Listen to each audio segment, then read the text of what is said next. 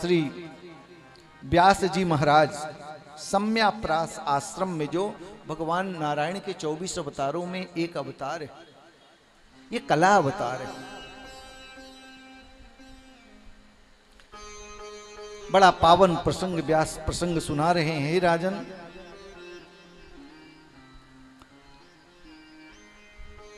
उस सम्याप्रास आश्रम में व्यास जी 4 वेदों का निर्माण कर डाला। मन अशांत है। पंचम वेद महाभारत की रचना कर डाली, फिर भी अशांत है। 17 पुराणों की रचना कर डाली, फिर भी उनके मन को तृप्ति नहीं मिली। राजन, एक दिन श्री नारद जी महाराज जाते हैं और नारद जी जाकर के व्यास जी खिन्न मना होकर के बैठे कि पाराशर्य महाभागा भवतः कच्चिदात्मना परितुष्यति शारीर आत्मा मानस एव च।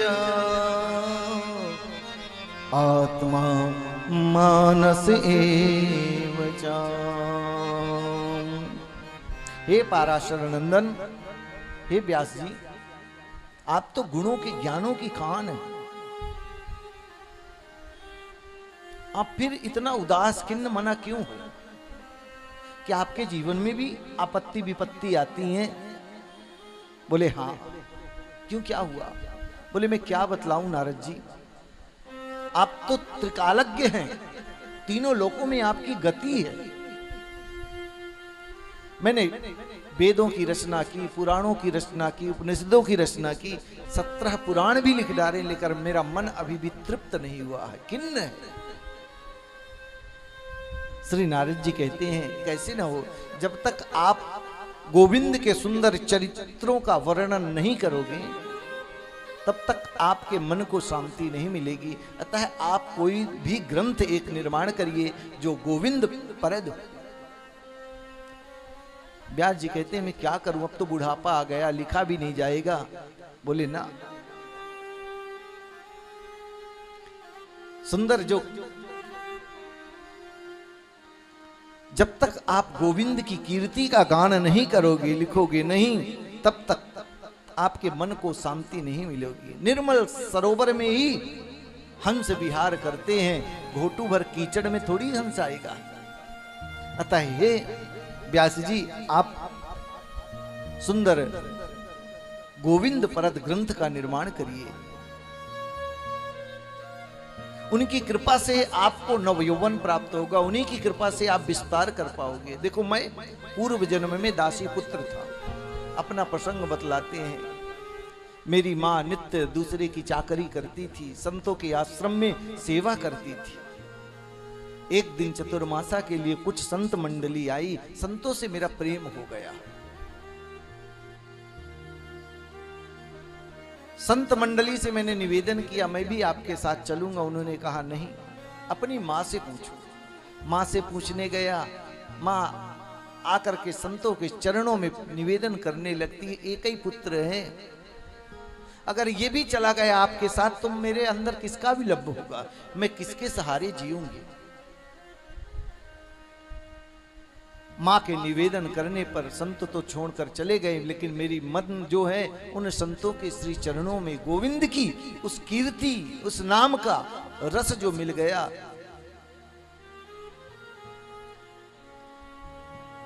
समय आने पर एक दिन माँ गाय दूह रही थी, एक सर्प ने डस लिया, माँ की मृत्यु हो गई। थोड़ा मन में दुख भी हुआ, मां चली गई, पर प्रसन्नता हुई कि भक्ति के मार्ग में सबसे बड़ी बाधा मेरी मां ही बन रही थी। अतः श्री नारद जी महाराज, मैं वन में चला गया, जाकर के उन गोविंद की श्यामल छवि का ध्यान करने लगा। एक दिन वह श्यामल छवि मेरे सामने, अनुग्रहम मन्यमानः प्रातिष्ठम दिशमुत्तराम, मैंने गोविंद का अनुग्रह माना कि आपने बड़ी सुंदर कृपा करी। उन गोविंद की कृपा से आकाशवाणी हुई कि हे नारद जी, अभी तुम्हारा इस जन्म में मेरा साक्षात्कार नहीं होगा, अगले जन्म में अवश्य तुम मेरी भक्ति को प्राप्त करोगे। देखो, गोविंद की कृपा से समय आने पर मैं भी काल की गाल में समा गया। और भगवत कृपा देखो कि गोविंद की कृपा हुई तो ये राम बोला, आज नारद बन गया। कि देवदत्तामिमां वीणा स्वर ब्रह्मा विभूषितां मूर्छित्वा हरिकथा गायमानस्य राम्यहम् गायमानस चराम्यहम्। आहा, देखो मेरे को वीणा मिली है, तीनों लोकों में गति है, नित्य नारायण नारायण नाम की ध्वनि मुंह से निकलती है? उनके नाम के संकीर्तन के प्रभाव से देखो आज मैं क्या करूं। व्यास जी को समझाया कि आप जाइए और सरस्वती नदी में स्नान करके और सुंदर गोविंद परत ग्रंथ का निर्माण करिए। व्यास जी महाराज जाते हैं अपने सम्याप्रास आश्रम के पास, स्नान जैसे ही डुबकी लगाई, समस्त वेद वेदांतों का ज्ञान उनके अंदर समावेश हो गया।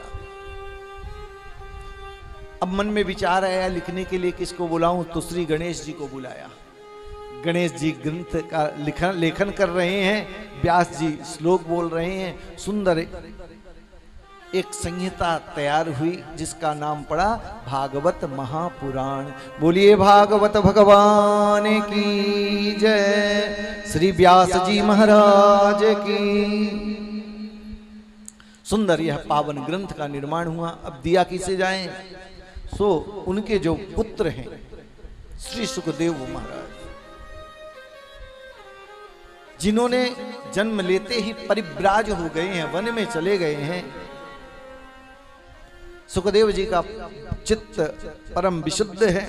समय आने पर वही सुखदेव जी ने श्री परीक्षित जी महाराज को यह कथा सुनाई।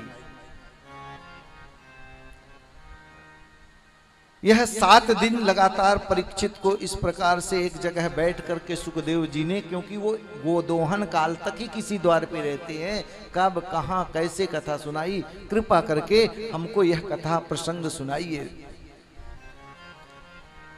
सूत जी महाराज गदगद हो गए। क्यों? क्योंकि किसी से उनकी मंजिल का, उस परमात्मा का पता कोई भक्त ही बता सकता है। जब उस भक्त के ऊपर गोविंद की कृपा होती है तभी ये हमको उनके प्रति रागों से छूटकर अनुराग जागृत होता है। बोलिए भागवत भगवान की।